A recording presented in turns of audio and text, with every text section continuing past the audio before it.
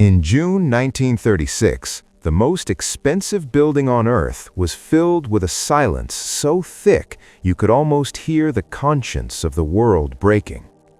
Inside the Palais des Nations in Geneva, men in silk suits sat beneath crystal chandeliers, waiting for an inconvenient emperor to finish speaking. But 6,000 kilometers away, the air was screaming. Italian bombers were releasing yellow-green patient clouds over the highlands of Abyssinia, mustard gas that turned water into poison and skin into a death sentence. The men in that marble hall had the reports on their desks. They had seen the photographs of the dying. Yet they kept the Suez Canal open for the very ships carrying the gas, choosing the clean grammar of diplomacy over the survival of an ancient kingdom. As Emperor Haile Selassie stood before the booing crowds, he didn't ask for pity, he delivered a diagnosis. He looked into the eyes of the men who had already betrayed him and uttered 8 words that would haunt the 20th century. "It is us today, it will be you tomorrow." Keep watching to understand how a secret pact in a Paris coffee shop and a refusal to close a single canal paved the road directly to the rubble of World War II. Geneva, 1936. And you have to picture it, not as a photograph, not as a date in a textbook, but as a room full of living men who had made a choice. The Palais des Nations was the most expensive building on the planet at the time of its completion. Marble quarried from a dozen countries, chandeliers catching the alpine light and throwing it around like promises, enormous halls designed to hold the weight of a new kind of civilization, one that had looked at the trenches of the Somme and Verdun, looked at 16 million dead, and said, "Never again." Those 2 words. The 2 most expensive words in the English language, as it turned out, because the world never stopped spending them and never quite making good on the bill. Inside that hall, on this particular June afternoon, it was very quiet. Not the quiet of grief, not the quiet of deliberation, the quiet of men who have already reached their conclusion and are simply waiting with the particular patience of the comfortable for the formalities to resolve themselves, for the theater to end, for the inconvenient emperor to finish speaking so they could return to the business of managing a world that was, they were privately certain, fundamentally manageable. And outside, or rather 6,000 kilometers southeast, in a different world entirely, on a different moral continent, the sound filling the highland air over Abyssinia was not silence at all.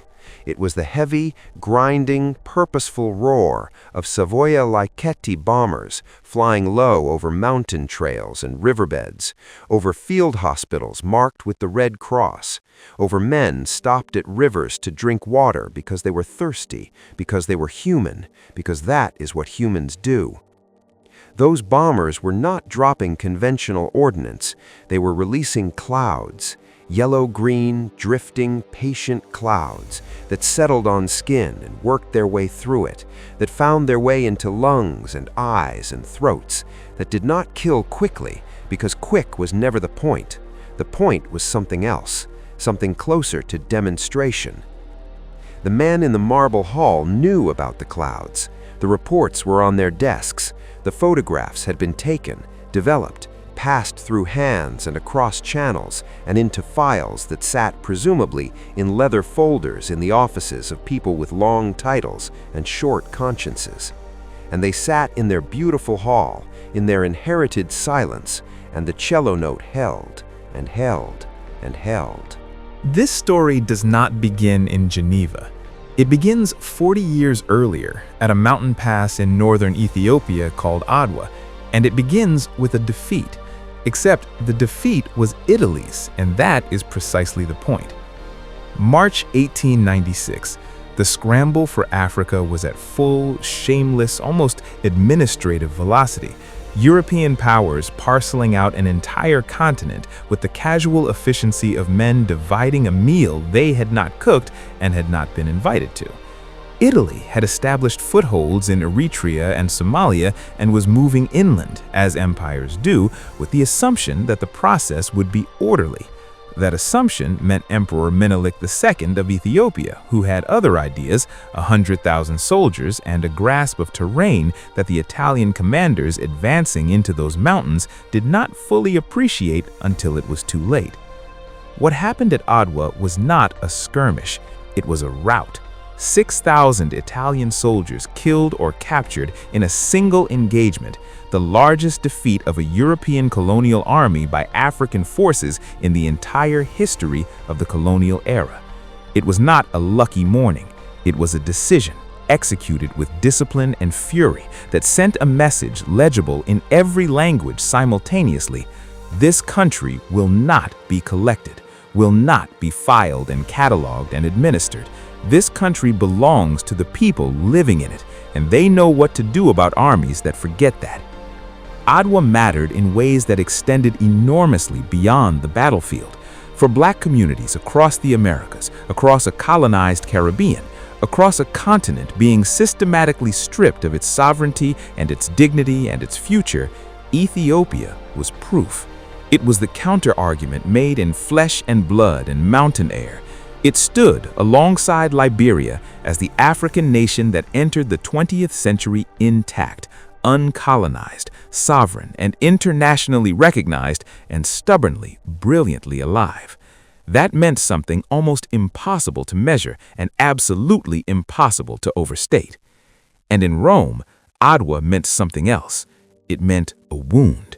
An open, seeping nationalist wound that the Italian right nursed across the decades, keeping it tender, refusing to let it scar, because humiliation is useful when you are building the kind of political movement that runs on resentment the way engines run on fuel. Benito Mussolini came to power in 1922 on a river of exactly that fuel. He promised Italians a new Roman Empire, a Mediterranean that was theirs, a place in the modern world commensurate with what he told them was their ancient greatness. He had already taken Libya. He had already eliminated domestic opposition with the particular efficiency of a man who doesn't believe in debate. And now, in the early 1930s, he looked east across the water toward the Horn of Africa, toward the country that had humiliated Italy a generation before, and he began to plan. He needed a pretext. Dictators always need pretexts, not because they feel the need to justify themselves morally, but because pretexts are logistically useful, because they give the diplomatic community something to argue about while the real thing happens. In December 1934, at an obscure desert waterhole on the disputed border between Italian Somaliland and Abyssinia called Hoare-Laval, Italian and Ethiopian troops clashed. The details are still contested. What is not contested is that the waterhole sat on territory that, under the existing treaties between Italy and Ethiopia, was unambiguously Ethiopian. Italian forces had built a fort there and simply declined to leave. The imperial move so practiced it barely requires naming. When the shooting stopped, somewhere over 100 men were dead, the overwhelming majority of them Ethiopian. Mussolini demanded an apology, reparations, effectively submission. Emperor Haile Selassie, who had spent his reign systematically modernizing his nation, who had brought Ethiopia into the League of Nations in 1923, who had staked his country's survival on the idea that the international community meant what it said about collective security and the inviolability of borders, appealed to Geneva. He was told to wait, negotiate. He was told in the patient, condescending language of the powerful speaking to the inconvenient that the great powers had more pressing concerns. In the meantime, across 1935, Italy moved 400,000 troops into position, artillery, aircraft, hundreds of them, and also in canisters, something that had been banned by international treaty since 1925. Sulfur mustard gas. Mussolini was not being subtle and was not trying to be, because subtlety is for people who are uncertain about what they are about to do. October 3, 1935. No declaration of war. Why bother with the paperwork when the paperwork is the least of your concerns? Italian forces crossed the border, and what followed was not a war in any sense that the word usually implies, a contest between comparable forces. It was an anatomy lesson. Italy brought tanks and artillery and air superiority against warriors armed with spears and bolt-action rifles, and the kind of courage that would fill historians with admiration and heartbreak simultaneously for the rest of the century. The Abyssinian soldiers advanced into machine gun fire because there was nothing else to do, and they did it anyway, which tells you something about human beings in extremity that I am not sure any comfortable language can hold properly. Ethiopian commanders filed reports of Italian air raids with the stunned clinical precision of men who couldn't quite believe what they were describing. The Red Cross sent observers who couldn't quite believe what they were observing. And then the clouds came in earnest. Mustard gas delivered from aircraft, sprayed in low passes over retreating columns, dropped in bombs over riverbanks, deployed with what can only be described as methodical creativity, over hospitals flying the Red Cross flag. The gas does not announce itself. You can be walking through a river, drinking, moving through a pass where it has settled invisibly on the rocks and the grass, and you don't know for hours. Then your skin begins, then your throat, then your eyes. Haile Selassie would later describe watching his troops, men who had marched through mountain passes for weeks, who had held their nerve under artillery barrages, who had charged positions they could not have taken and sometimes took anyway, dissolving, becoming afraid of water, afraid to breathe in places where the air had recently been. A warrior culture, an entire tradition of physical courage being systematically dismantled by something it had no frame for, no response to, no countermaneuver that was remotely possible. Benito Mussolini's son, Vittorio, flew missions over Ethiopia and recorded his impressions afterwards. He described watching his bombs detonate among Ethiopian cavalry, watching the bodies burst open, and called it, in his own words, exceptionally good fun. He compared the sight to flowers opening. He was 22 years old, and he wrote that in a book. By May 1936, the organized resistance was broken. Addis Ababa fell. Haile Selassie, persuaded by his advisors that a living emperor in exile represented more political viability than a dead emperor in the rubble of his capital, boarded a train, then a British ship, and made his way to Geneva, to the Marble Hall, to the expensive silence of men who were waiting for him to finish. Here is where the story becomes something else. Becomes not a story of invasion, but a story of betrayal, which is a different and in some ways more intimate horror because it requires more people to participate in it knowingly. Samuel Hoare, British Foreign Secretary. Hoare-Laval, French Prime Minister. December 1935, Paris. And you have to picture this too, not as history, but as an event happening in real time, in a real room, probably with excellent coffee. Two men from two of the world's great democracies sitting down to discuss what to do about a problem that was, when you stripped away the language and the diplomatic courtesy, a problem of Mussolini's inconvenient aggression interfering with their more important plans. Their solution, drafted in secret and carrying the clean, efficient grammar of man used to managing other people's affairs, was this: give Mussolini most of what he wants. Italy gets the fertile lowlands, the agriculturally valuable territory, the strategically significant territory, the territory worth having. Ethiopia retains nominal sovereignty over a highland rump state and receives access to the sea via what the documents described as a corridor through British Somaliland, a strip of land so deliberately narrow, so carefully useless that it wasn't a concession, it was a joke about a concession, and everyone in the room understood the difference. In exchange, the crisis goes away. Mussolini stops. Europe exhales. The cynicism here is not accidental. It is not an oversight or a failure of imagination. It is a fully considered political position, which makes it somehow worse.